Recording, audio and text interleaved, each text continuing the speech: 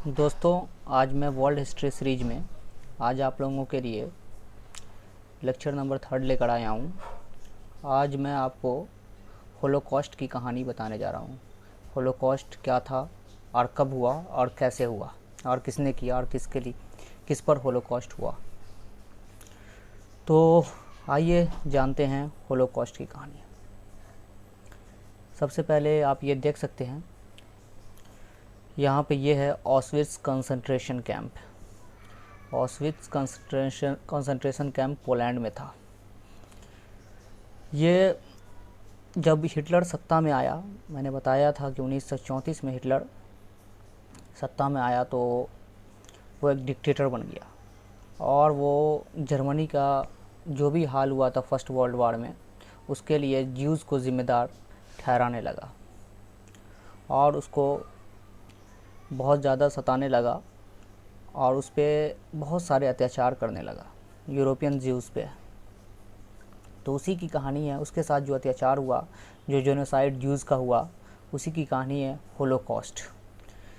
तो आप जैसा देख सकते हैं, ये दीवारें ऑस्विट्स कंसंट्रेशन कैंप की है। अगर ये दीवारें अगर आज बोलती तो आज ये बताती कि इसके अंदर क्या क्या घटना हुई थी और कैसी कैसी यातनाएं दी गई थी उस वक्त के जो लोग थे इसके अंदर, कि यूरोपियन ज्यूज़ थे। आज भी लोग बताते हैं कि ये एक डरावनी जगह, हॉन्टेड प्लेस से कम नहीं है जो लोग यहाँ पर जाते हैं। होलोकॉस्ट जो है पहले बहुत सारे चीज़ों के लिए यूज़ होता था, लेकिन 1945 के बाद ये ज्यूज़ के कत्लेआम के बारे में ही यूज़ किया जाने लगा। होलोकॉस्ट को जो ज्यूज़ के साथ कंसंट्रेशन कैंप में हुआ था उसके लिए फिक्स कर दिया गया। होलोकॉस्ट एक ग्रीस वर्ड है जिसका मीनिंग होता है सैक्रिफाइस बाय फायर। तो इस कंसंट्रेशन कैंप की शुरुआत कैसे हुई, तो सबसे पहले हम देखते हैं कि ये जो आप देख रहे हैं यहाँ पर,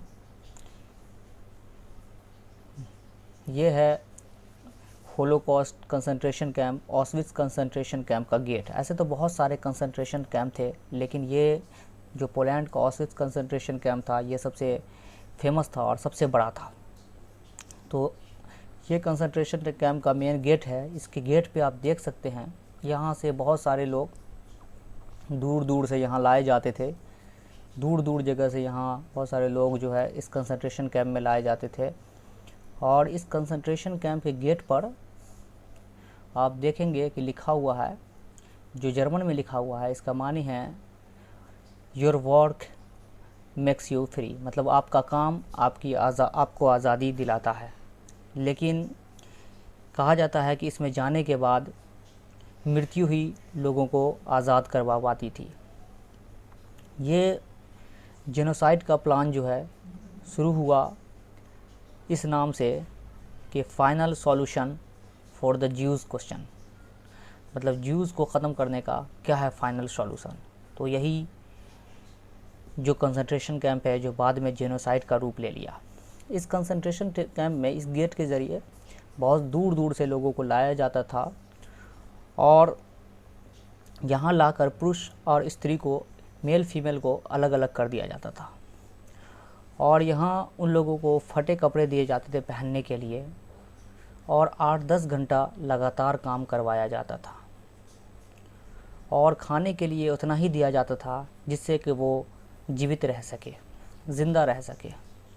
और जो लोग कमज़ोर होते थे उन्हें लाते ही कंसंट्रेशन कैंप में गैस चैम्बर में ले जाकर मार दिया जाता था। जो भी कमज़ोर व्यक्ति उसमें होता था उसको गैस चैम्बर में ले जाकर उसको मार, ये आप गैस चैम्बर देख सकते हैं, इस तरह का गैस चैम्बर वहाँ था। और ये नरसंहार की कहानी, ये इमेजेस आपको बयां कर रही है कैसे मार के फेंक दिया जाता था। ये हिटलर जो आप देख रहे हैं इमेजेस में, कहा जाता है कि इसके दिमाग की ये उपज थी, लेकिन कभी अपनी ज़िंदगी में ये इस कंसंट्रेशन कैंप में या किसी भी कंसंट्रेशन कैंप में गया नहीं। और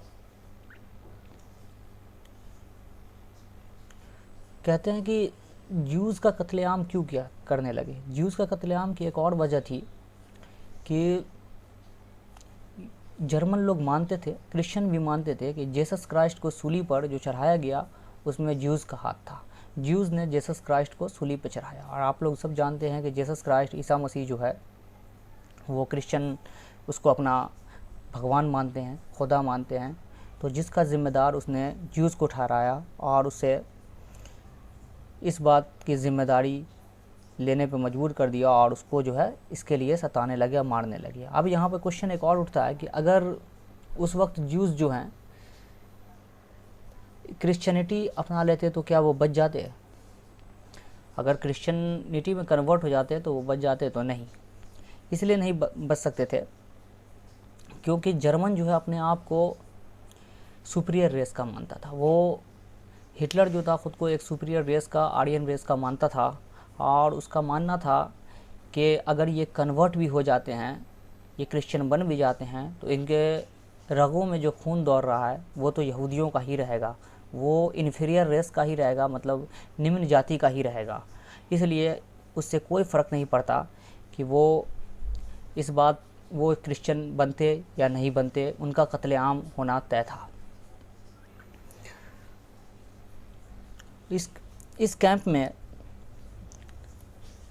आप ये जो है से आज के दौर में नियो नाज़ी ग्रुप जो है वो होलोकॉस्ट और जो भी ये कंसंट्रेशन कैंप की कहानी को वो नकारते हैं। वो कहते हैं कि ऐसा कुछ भी नहीं हुआ था, ये सब जर्मन को बदनाम करने की साजिश है और ये नाज़ी सपोर्टर है, नियो नाज़ी। और इनको कहा जाता है होलोकॉस्ट डिनायर्स। होलोकॉस्ट डिनायर के नाम से जो होलोकॉस्ट को नहीं मानते हैं। वैसे तो होलोकॉस्ट को नहीं मानना अपराध है बहुत सारे देशों में, जैसे जर्मनी, ऑस्ट्रिया, अमेरिका वगैरह में आपको अगर होलोकॉस्ट को नहीं मानेंगे तो इसकी सज़ा है। आपको मानना है कि होलोकॉस्ट जो है यहूदियों के साथ हुआ था। तो ये जो नियो नाज़ी ग्रुप है वो होलोकॉस्ट को नहीं मानते हैं, उन्हें होलोकॉस्ट डिनायर के नाम से जाना जाता है। उनका मानना है कि फाइनल सॉल्यूशन जो हिटलर ने कहा था उसका ये नहीं था मतलब कि जर्मनों का कत्लेआम, यहूदियों का कत्लेआम, मतलब यहूदी को मार दिया जाए, ख़त्म कर दिया जाए, इसका मतलब ये नहीं था। इसका मतलब ये था कि जर्मन जो है वो चाहते थे कि यहूदियों को जर्मनी से बाहर निकाल दें, उसको कहीं और दूसरी जगह भेज दें। ये फाइनल सॉल्यूशन का मतलब था, ना कि ये मतलब था कि उनको पूरी तरह से उसका नरसंहार, जेनोसाइड कर दिया जाए। लेकिन इन सब से कोई फ़र्क नहीं पड़ता है, ये माने ना माने, होलोकॉस्ट हुआ था और आज भी इस होलोकॉस्ट की बहुत सारी कहानी हमारे यहाँ मौजूद है। होलोकॉस्ट जो है, ये तस्वीरें बयां करती है होलोकॉस्ट की कहानी। आप देख सकते हैं कि होलोकॉस्ट इतनी बड़ी घटना थी और इसके बहुत सारे प्रमाण हमारे पास मौजूद हैं जो बयां करती है कि होलोकॉस्ट हुआ था और बहुत बड़े पैमाने पर हुआ था। कहा जाता है कि लगभग 60 लाख यहूदियों को हिटलर ने मौत के घाट उतरवा दिया था। उस बीच एक 15 साल की लड़की थी, एने फ्रैंक, जिसने अपने डायरी में लिखा था कि जो हो गया सो हो गया, लेकिन आगे ऐसा ना हो इसके लिए हमें काम करना चाहिए और आगे ऐसा ना हो इसके लिए उपाय करना चाहिए, और अगर ऐसा कुछ हो तो उसे रोकने का पूरी कोशिश करनी चाहिए और नहीं होने देना चाहिए। तो ये था होलोकॉस्ट की कहानी पूरी, कैसे होलोकॉस्ट हुआ।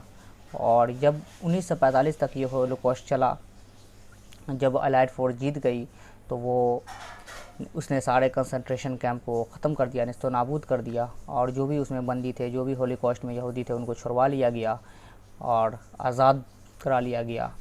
जिनको उम्मीद नहीं थी कि वो कभी इस कंसंट्रेशन कैंप से बाहर निकलेंगे, उन्हें फिर से नई ज़िंदगी मिली और इस तरह से होलोकॉस्ट ख़त्म हुआ। और जर्मन भी जब हार गया सेकेंड वर्ल्ड वार में तो होलोकॉस्ट का अंत हो गया। तो ये था